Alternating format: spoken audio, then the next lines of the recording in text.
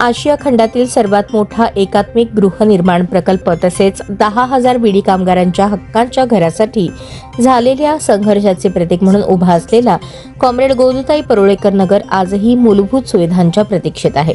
या वसाहतीतील मलनिस्सारण व सांडपाणी व्यवस्थेसाठी 114 कोटी रुपये तसेच गोदूताई परुळेकर नगर व कॉम्रेड मीनाक्षीताई साने बीडी कामगार वसाहतीतील मुख्य अंतर्गत रस्ते बांधणीसाठी ग्राम सडक योजना विशेष लेखाशीर्षातून 27 कोटी रुपये असे एकूण 141 कोटी रुपयांचा निधी आवश्यक आहे।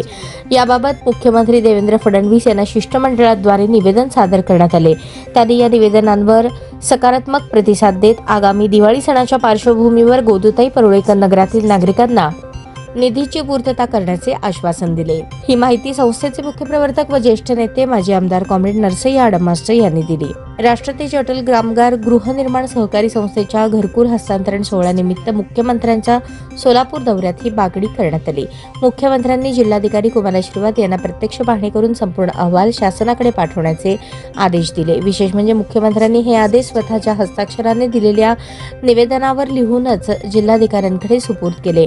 या प्रसंगी जिल्ह्याचे पालकमंत्री जयकुमार गोरे, आमदार सचिन कल्याण शेट्टी, देवेंद्र कोठे, पोलीस आयुक्त, मनपा आयुक्त व अन्य अधिकारी उपस्थित होते। शिष्टमंडळात रेनगर फेडरेशनचे सचिव युसुफ हनीफ शेख, गोदूताई परुळेकर वसाहतीच्या चेअरपर्सन शकुंतला पाणीभाते, सुनंदा बल्ला, फातिमा बेग, मीनाक्षी साने, वसाहतीच्या चेअरपर्सन यशोदा दंडी, विल्यम ससाणे, वसीम मुल्ला आदी मान्यवरांचा समावेश होता।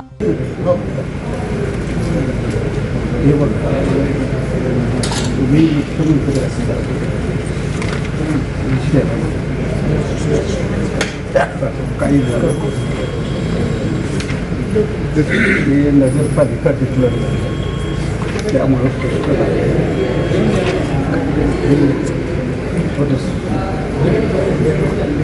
त्या वेळेला 18-15 म्हणजे 10 वर्ष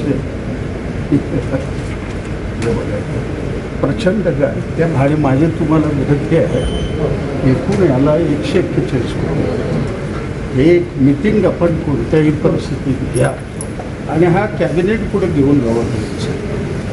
हे असं 5-10 तुकड्यांनी केलं काही होणार नाही।